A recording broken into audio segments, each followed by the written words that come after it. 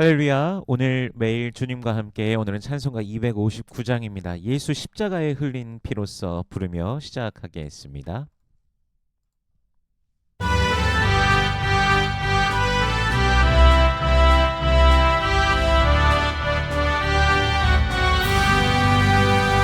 예수 십자가에 흘린 피로써 그대를 씻기어 있는가. 더러운 죄에게 하는 능력을 그대는 참을지 않은가. 예수의 보혈로 그대는 씻기어 있는가. 마음속에 여러가지 죄악이 깨끗이 씻기어 있는가. 주 예수와 밤낮으로는 함께 그대는 행동을 하는가. 아무 때나 어디서나 그대는 십자가 붙들고 있는가.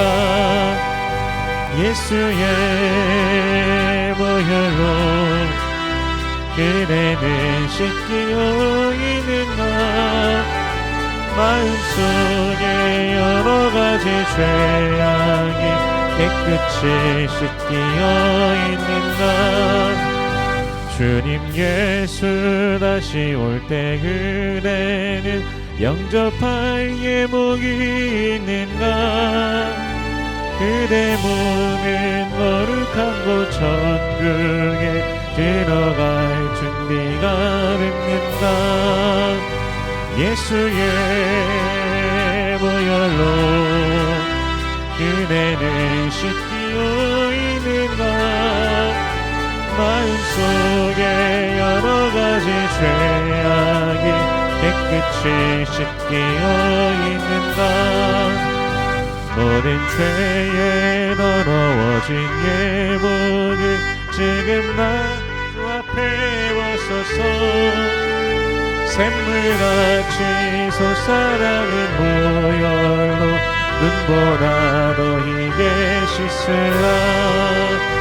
예수의 보혈로 그대는 씻기어 있는가. 마음속에 여러가지 죄악이 깨끗이 씻기어 있는가.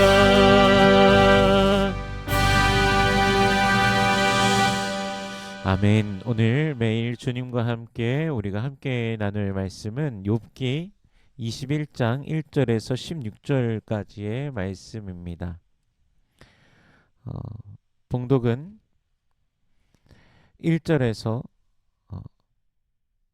8절까지의 말씀을 봉독하겠습니다. 욥이 대답하여 이르되 너희는 내 말을 자세히 들으라. 이것이 너희의 위로가 될 것이니라. 나를 용납하여 말하게 하라. 내가 말한 후에 너희가 조롱할지니라. 나의 원망이 사람을 향하여 하는 것이냐? 내 마음이 어찌 조급하지 아니하겠느냐? 너희가 나를 보면 놀라리라. 손으로 입을 가리리라. 내가 기억하기만 하여도 불안하고 두려움이 내 몸을 잡는구나. 어찌하여 악인이 생존하고 장수하며 세력이 강하냐? 그들의 후손이 앞에서 그들과 함께 굳게 서고 자손이 그들의 목전에서 그러하구나. 아멘. 잠시 기도하겠습니다. 은혜로우신 주님 감사합니다. 우리 주 예수 그리스도의 놀라우신 은혜와 사랑, 그 십자가 사랑 보혈의 능력으로 우리를 죄와 사망의 원세에서 건져내 주시고 영원한 생명을 주시니 감사합니다. 오늘도 성령 안에서 붙드시고 우리를 인도하시니 감사합니다. 저 천성을 바라보며 믿음으로 살아가게 하시니 감사합니다. 주님 찬송 받으소서. 주님 영광 받으소서. 그 크신 은혜와 사랑에도 불구하고 때로는 죄의 미혹 속에 빠져 허덕이는 우리의 모습을 발견하기도 합니다. 주님 용서하여 주시옵소서. 우리를 새롭게 하여 주시옵소서.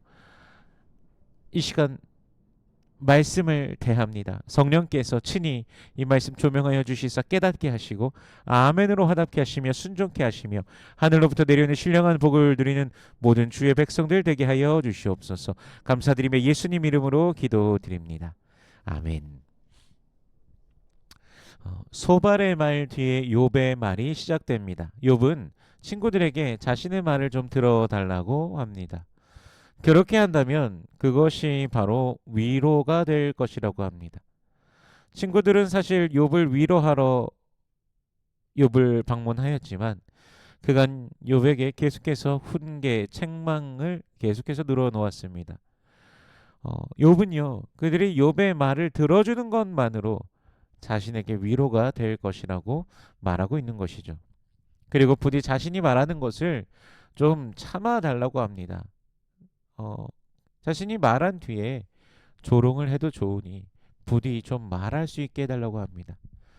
사실 욥이 지금 얼마나 말하고 호소하고 싶겠습니까? 그런데 그가 호소하려고 하는 대상, 그 대상도 사실은 친구들이 아닙니다. 욥은요 지금 친구들에게 나 좀 봐, 내 형편이 이래 이러면서 우리 사람들 사이에서 일어나는 것처럼 그런 모습이 아니라 지금 욥은 다릅니다. 욥은 하나님께 호소하고 이 모든 것에 대한 그 이유를 알고 싶어 하는 것이죠. 그런데 그런 말을 할 때마다 친구들이 지금 욥의 말을 끊고 계속해서 어, 자신이 하나님의 입장에 있다라고 하면서 그 친구들이 계속 욥에 대해서 비판하면서 정죄하면서 훈계하고 있는 것이죠. 그래서 4절에서요. 나의 원망이 사람을 향하여 하는 것이냐? 내가 어찌 조급하지 아니하겠느냐? 그래서 친구들을 향하여 대답을 내놓으라고 요청하고 호소하는 것도 아닌데 대체 왜 친구들이 이토록 격양되어서 자신을 향하여 그렇게 하는지에 대해서 지금 욥은 또 말하고 있습니다. 그러면서 이제 친구들이 말하고 있는 그 규범적 지혜 인과응보에 대해서 반론을 제기합니다. 7절과 8절 말씀 다시 한번 보면요. 어찌하여 악인이 살고 수를 누리고 세력이 강하냐. 그들의 후손이 앞에서 그들과 함께 굳게 서고 자손이 그들의 목전에서 그러하구나. 욥은요 오히려 악인이 잘 살고 권세를 누리며 자자손손 번성하는 것을 본다라고 말하고 있습니다. 친구들이 계속해서 규범적 지혜 인과응보를 말하면은 분명히 그 악인들이 심판받고서 그들이 분명히 하나님의 그 판단 속에서 그들이 쇠하는 것을 봐야 되는데 오히려 그렇지 않은 경우인데 그건 무엇이냐라고 질문하는 것이죠. 한국에요 그런 말이 있습니다. 친일하면 3대가 흥하고 독립운동하면 3대가 망한다라는 그런 말이 있습니다. 뭐 오래 전으로 이제 좀 돌아가 보면 일제 식민 이제 시대 때부터 이런 나온 그런 말인 것이죠. 당시에 이제 대한제국이요 일본에 넘어가도록 주도했던 인물들이 있습니다. 그들이 이제 일본의 측에 서면서 일본에 큰 이익을 가져다 줬기 때문에 엄청난 땅을 그들이 당시에 소유하게 되었습니다. 근데 그 소유한 그 땅을 지금까지도 후손들이 그 땅을 소유하고 있습니다.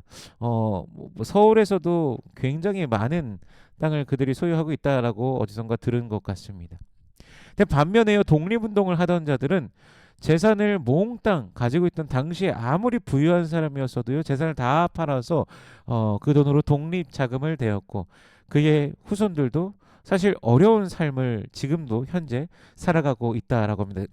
어, 이제 다큐멘터리에서 이제 그런 내용들을 종종 어, 해주면서 이제 보았던 기억이 나는데요.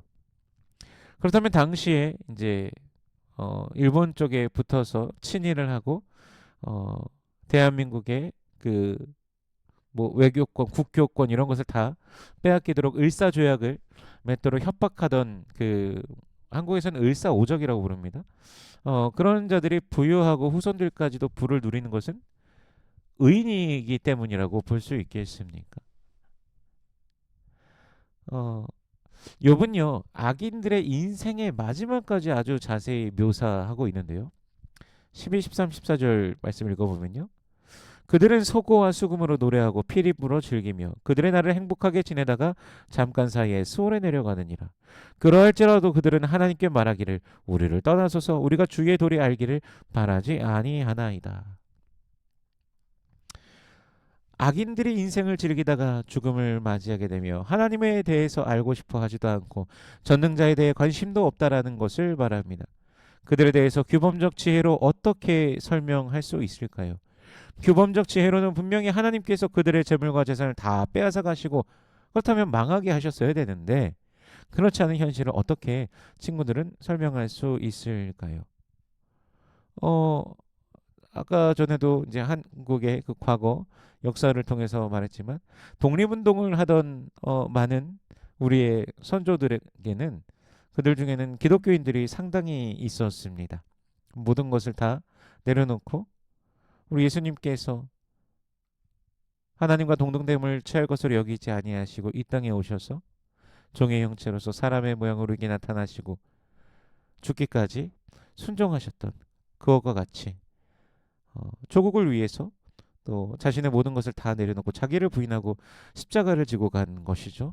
조국의 독립이 바로 우리에게 가장 필요한 것이다라고 하면서 이런 불법에서 이런 불의에서 조국이 해방될 수 있도록 그들이 나아갔던 모습들. 그럼에도 불구하고 그들의 후손들은 뭐 융숭한 대접 그런 것이 아니라 단칸방 아주 좁은 그런 집에서 살아가는 수많은 모습들 있는 것이죠.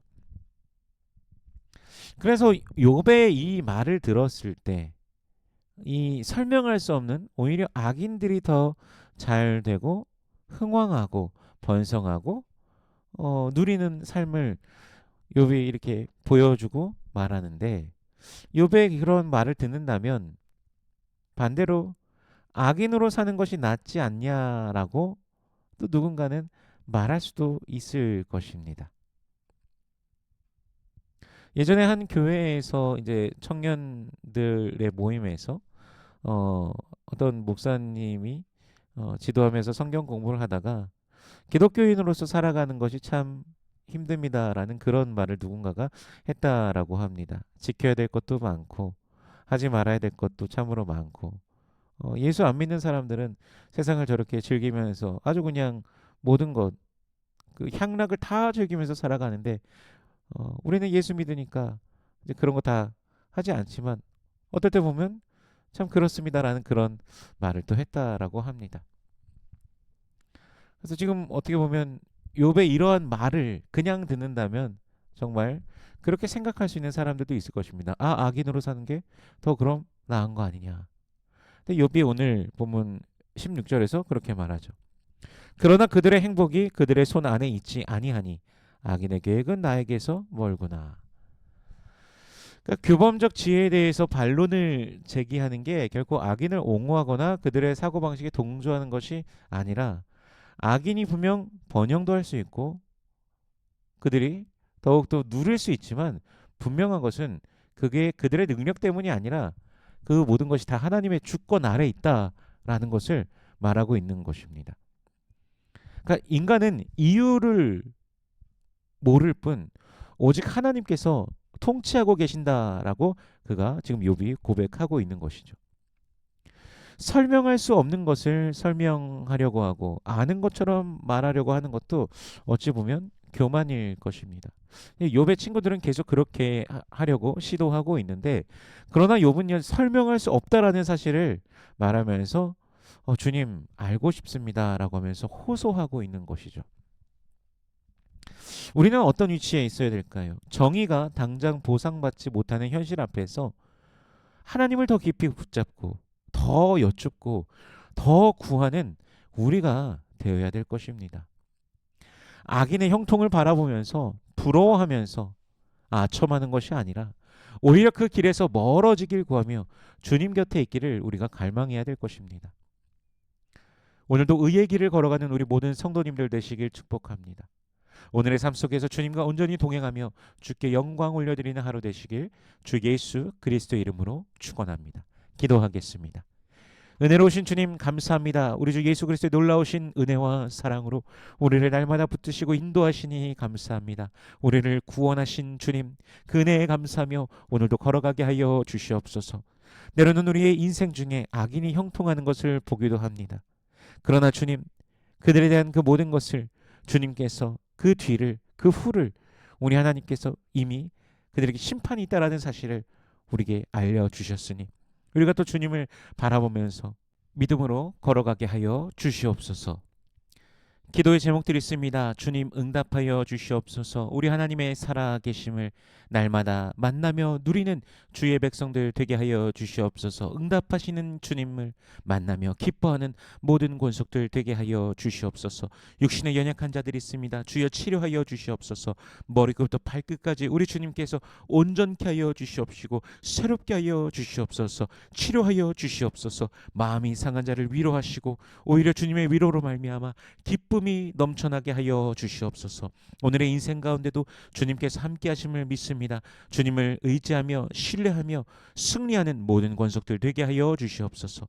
여호와는 내게 복을 주시고 너를 지키시길 원하며 여호와는 그 얼굴을 내게 비추사 은혜 베푸시길 원하며 여호와는 그 얼굴을 내게로 향하여 드사 평강 주시길 원하노라. 주님 말씀하셨으니 언약하신 대로 오늘도 임하여 주시옵소서.